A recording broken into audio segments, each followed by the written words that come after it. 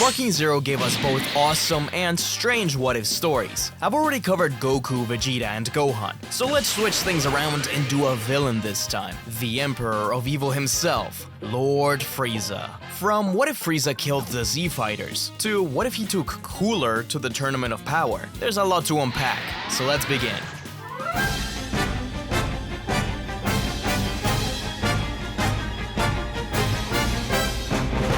We start things off on planet Namek, where Goku lands before Frieza. Instantly, Frieza recognizes Goku as the son of the Saiyan who tried to stand up against him as he destroyed planet Vegeta. Goku swears to defeat Frieza for the sake of the Saiyans, Namekians, and every person he's killed. The other warriors, Krillin, Gohan, and Piccolo, all try to stand up against the Emperor. How I tire of swatting these flies. But no matter what they do, they don't really stand a chance against Frieza. In the end, with an all-powerful blast, Frieza turns Goku into space dust, and soon after kills the rest of his friends. Take this, you pathetic insect! With the only line of defense out of the way, Frieza is free to use the Dragon Balls to wish for immortality, although there were no more Namekians around to help him make the wish, and the Grand Elder is dead.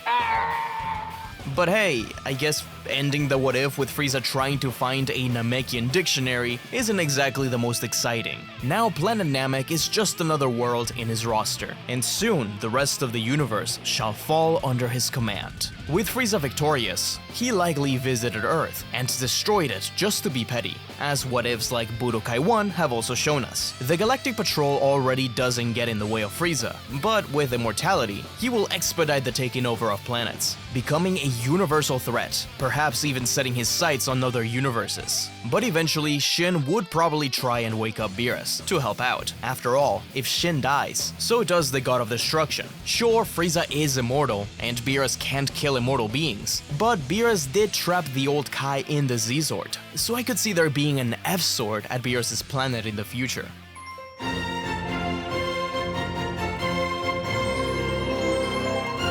Frieza kills Krillin in a sadistic attempt to torture Goku before killing him, only to trigger his biggest fear, the legendary Super Saiyan transformation. Frieza does what he can, but is completely overwhelmed by Goku's power, forcing him to attempt to destroy the planet and take his enemy along with him. With 5 minutes left before the planet explodes, Frieza and Goku continue to battle on the collapsing world. But unlike the original story, where Frieza's own hubris becomes his downfall, the Emperor's natural abilities are able to push him well above the Super Saiyan. Goku charges his final Kamehameha, and Frieza his Death Ball.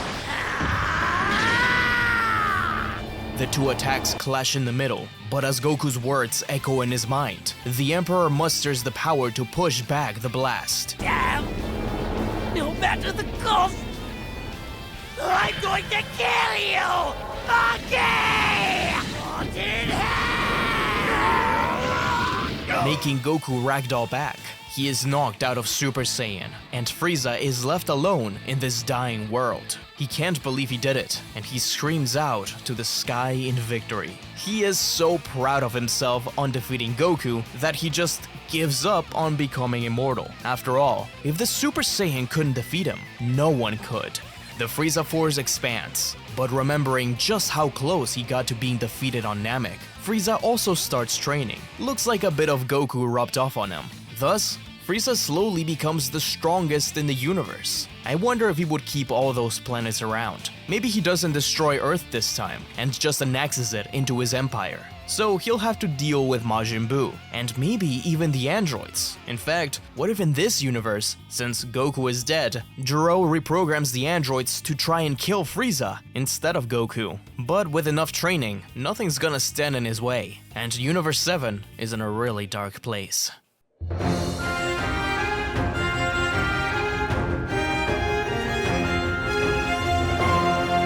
This time, we find Frieza in pieces floating through space, having just been defeated by the Super Saiyan he feared. He is soon reconstructed and brought to Earth by his father to enact their revenge. But it's not Goku who stands in his way this time, but a mysterious future warrior. Trunks tells Frieza that he's here to kill them, but the Emperor isn't amused. The secret of this young man is that Son Goku isn't the only Super Saiyan.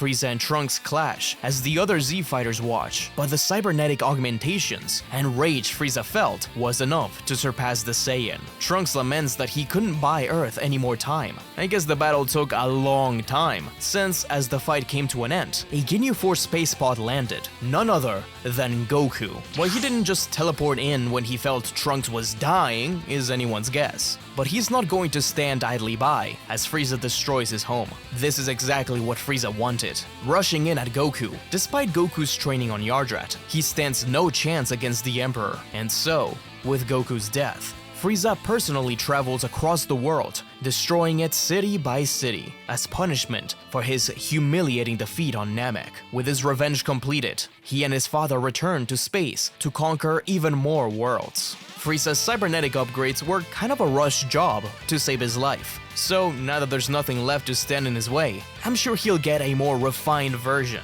probably hiding all the mechanical parts. Or he could go the other way around and get the insane version of Mecha Frieza with a grenade tail and a giant bazooka from Super Dragon Ball Z. This Frieza will also probably try to train a little bit more, just in case someone like Goku shows up again. Maybe he begins the plan he did in Broly, trying to find other powerful beings to bring into his empire, finding Paragus and his son, growing his power more and more, bringing down the Galactic Patrol and the like.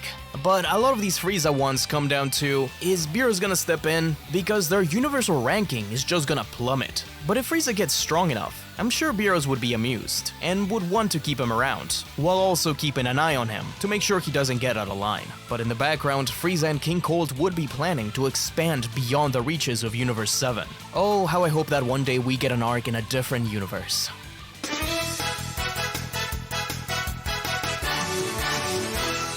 Frieza has been revived by his forces, and now seeks revenge on the Saiyans. But he knows his power won't be enough to defeat the Super Saiyan who once stood in his way, especially after so many years of adventures. Thus, he trains for the first time in his life, achieving Golden Frieza, a color specifically chosen to mock the splendor of the Super Saiyan who defeated him. Upon arriving on Earth, the Emperor greets the Simians, explaining how excited he is to finally enact his revenge. Although he is surprised to see Vegeta there as well. He was kinda hoping that they just kill each other. No matter, taking out two monkeys for the price of one is preferable after all. Goku's surprised to see Frieza in the flesh. Last time he saw him, he was split in half on Namek. But as the battle begins, even Goku has to admit just how strong Frieza is. The fruit of Frieza's first time putting in effort is at full display. The two of them transform into their new states, Super Saiyan Blue versus Golden Frieza. It's too bad Frieza is so evil, because he'd make a perfect training partner. Frieza takes this as nothing more than an insult. Halfway through the battle, the god of destruction Beerus appears down on Earth. The Emperor is terrified, one of the few beings who can send a chill down Frieza's spine, even asking if he wants him to stop the battle. But Beerus is entertained, and just tells him to not get dust all over his ice cream. In this alternate story, Frieza had more time to master his golden form, and has to quickly defeat both Goku and Vegeta without needing to bring himself to the point where he has to blow up the planet. No. This time, he has proven his golden superiority, so of course, this changes everything.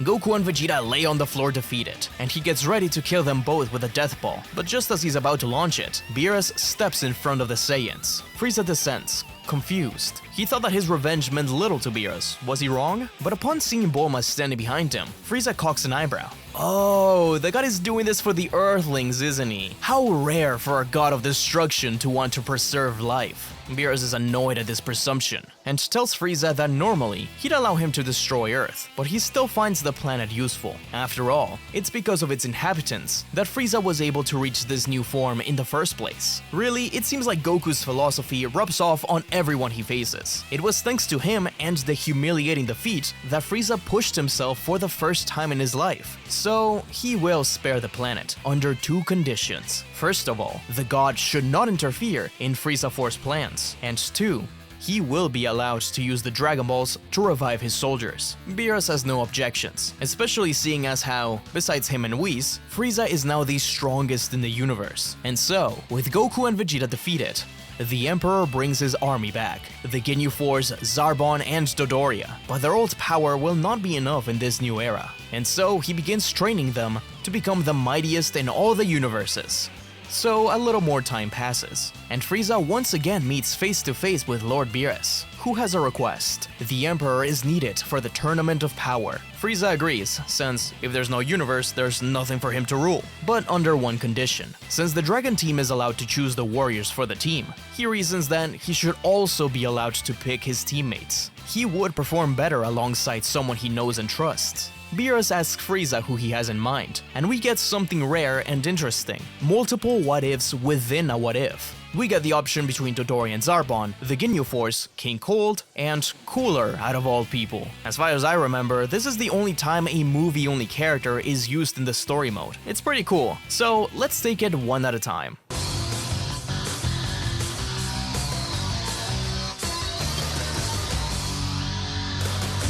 Zarbon and Dodoria were Frieza's most trusted advisors back in the golden age of the Frieza Force. They were an obvious choice, though as far as power goes, even with the extra training, they're still far below most warriors. Beerus is a bit confused by this, but Frieza reaffirms that the tournament wouldn't be just about raw strength. They will need warriors with different skill sets who can think quickly on their feet. Still, this is a pretty crazy choice that would likely get everyone killed, but I digress. Beerus accepts, seeing how these soldiers will follow orders better than any of the Z fighters ever could. Together, the three enter the tournament, instructing Zarbon and Dodoria to be flexible and improvise, while Frieza keeps an eye out for potential future Frieza Force recruits, something that's a recurring theme in all of these what-ifs. The expansion of the Empire is at hand, and the fight begins. Their first challenge is against Bergamo from Universe 9.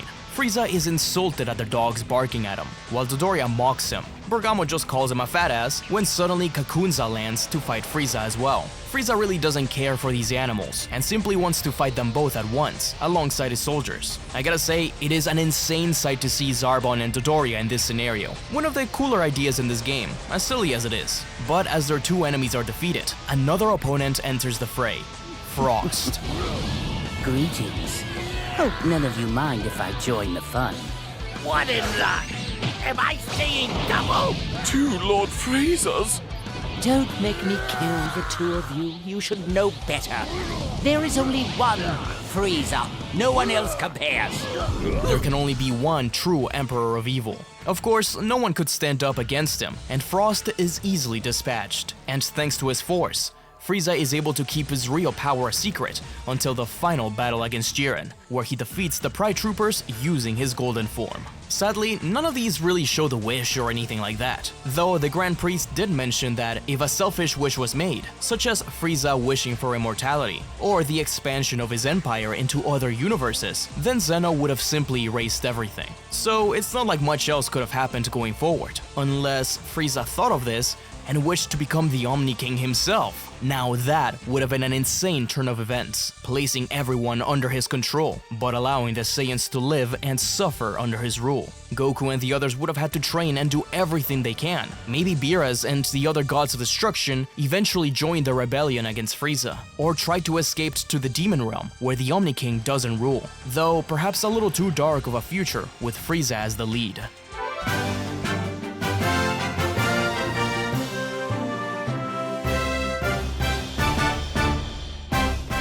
Frieza this time chooses the Ginu Force, his mightiest soldiers, with strange and impressive abilities. Beerus is perplexed by this choice. That's over half the entire Tournament of Power team, so I wonder who they took out. Roshi, Krillin, Tien, Piccolo, and 18 maybe? Kinda crazy to ditch them for Goldo. Frieza reasons that, although they may not be as strong as Goku and Vegeta, their teamwork is unrivaled. This will be the key to their victory in a battle royale like this. Frieza is confident in his special squad, and, although reluctant, Beerus agrees to allow them into the ring. Surely, this will guarantee their victory royale. And so, Frieza and his special squad pose their way to the Tournament of Power. Just like with the previous choice, Frieza will be scouting new Frieza Force members as he instructs the Ginu Force to stick together and work as a team. But their first opponent is perhaps Frieza's worst nightmare, the Pride Troopers. Not only are they the strongest team around, but have just as many ridiculous poses as his own Ginu Force. But that's not all, with Ribrianne's fireballs striking their own poses. The three stylish teams are at odds with each other, and the Emperor feels like throwing up, having a bad feeling about this. Frieza truly wishes he hadn't seen that at all.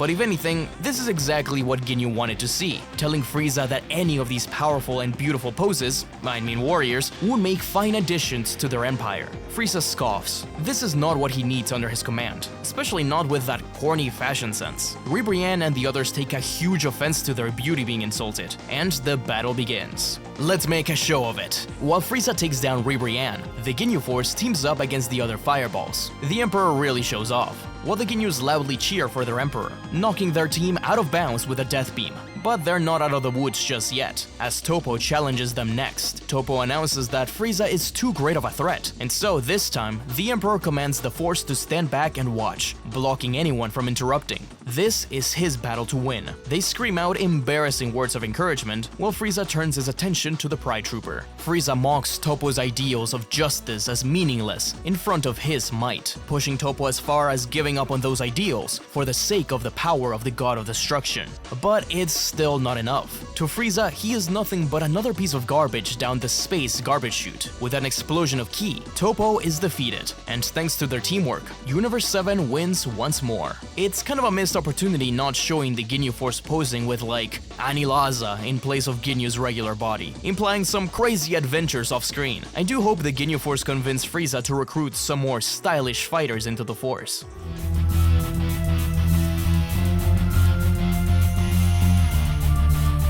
This time around, Frieza suggests his father to be the one to accompany him to the Tournament of Power. This is probably the weirdest choice, since, I mean, it's kinda crazy he's in the game in the first place. I know he was in Tenkaichi 3, but no Super 17? He was a horrible son. Grievances aside, Beerus had thought that King Cold retired a long time ago, and he is right. You are correct. However, my father still likes to get his exercise, and he's almost as powerful as I.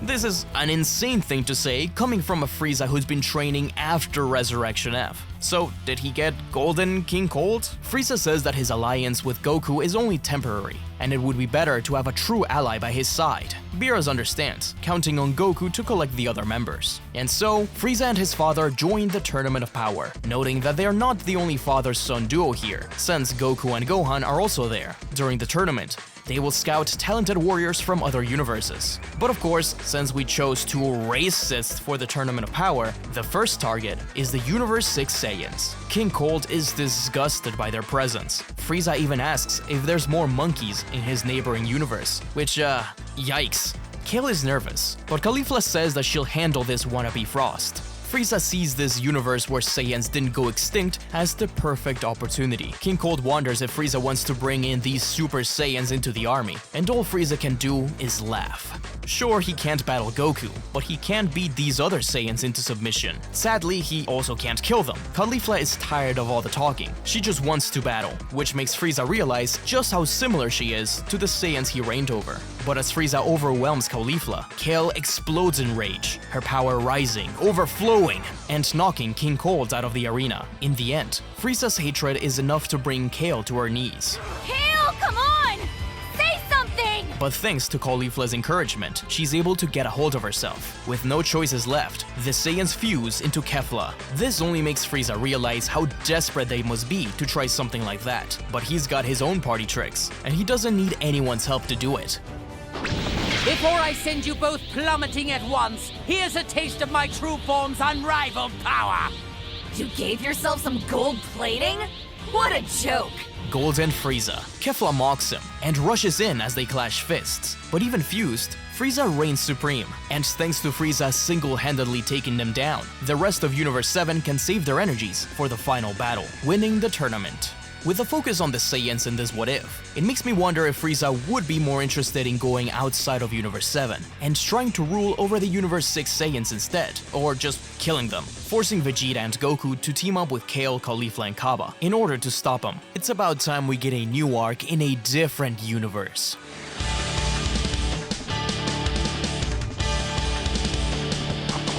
I saved this one for last because it's the weirdest choice. Well, really, I was just going in order of power, but it's still strange that he's the only movie character in all these stories. Frieza tells Beerus that he'd like to enlist his older brother, Cooler. Beerus is surprised. He thought they weren't on the best of terms. And yes, this is true, but they were once the strongest duo in the universe. Being cut from the same cloth as me, he's not likely to fall behind the others. Beers allows it, as long as there's no family drama on the field. Thus, the lineage of evil makes it to the Tournament of Power. Does this reality's version of Goku know Cooler? Did he fight him, or is this the first time meeting him? Either way, Frieza instructs his brother to do whatever he can to win, while he scouts new talent. This Frieza really wants new Frieza Force members, huh? But as the battles begin, Frieza sees that Cooler is struggling against Hit's time skip. He sneaks up on the assassin and attacks from behind, asking him if he's so rusty as to be unable to knock a single opponent out of bounds. Together, the two brothers get ready for battle, as Hit advises them to just give up. Funny thing is, Frieza was about to say the same thing to him, as he slaps an attack away. It's a difficult battle for the pair, as Hit's time skip is unlike anything they've ever had to deal with. Cooler is impressed by Frieza's abilities in battle, as they clash all over the ring. Color me impressed, brother. Finally pushing Hit out. Thanks to this, Universe 7 continues to win the tournament, and the legend of the Cold Clan spreads across the universe. Sadly, this is the shortest one of them all. I feel like you could have done cooler stuff with Cooler. Since Cooler is part of this timeline, their victory together would likely mean more cooperation between the two brothers, as the Frieza Force expands across the universes. In order to keep up with his brother, Cooler would likely train to achieve his own version of Golden, or whatever color he chooses, I guess. And despite their teamwork, jealousy, and a desire to conquer would likely get in the way. Even with Goku and the others trying to stop them, I could see Vegeta talk no jutsu in Cooler and convincing him that the true enemy is Frieza. After all, he's taking up stuff that could be his own, leading a civil war that would lead into a mutual destruction, where Frieza would probably win because he's the more experienced and master of the Golden form, though Goku and the others would team up alongside Cooler, and after he falls, it would be just enough to push Frieza over the edge and bring the Empire down. But that's just a hypothesis way into the future that would likely never happen. Or you could say it's just a theory, a sparking zero theory. The main theme across all of these was Frieza wanting new members, so it makes me wonder who exactly he chose. Maybe the people from Universe 9? They seem like the worst ones, the most evil. They would probably do anything to get out of that universe. Frieza's what-ifs attempt to take things into a different route. I wish there was more for him to do in the Frieza arc, maybe showing him dealing with the androids or Boo after beating the heroes. But the idea that he is the one that gets all the different options for the Tournament of Power is pretty funny, and we get some neat interactions we would have never gotten otherwise. I mean, the Ginu Force reacting to all the poses from all the other teams is just a lot of fun, but like with many of the other what-ifs, I wish there was just more. Anyways, I hope you guys enjoyed. Which one was your favorite? Be sure to death beam that subscribe button, and if you're looking for more deep dives into Dragon Ball, check out my videos on one fact for every Dragon Ball Z episode.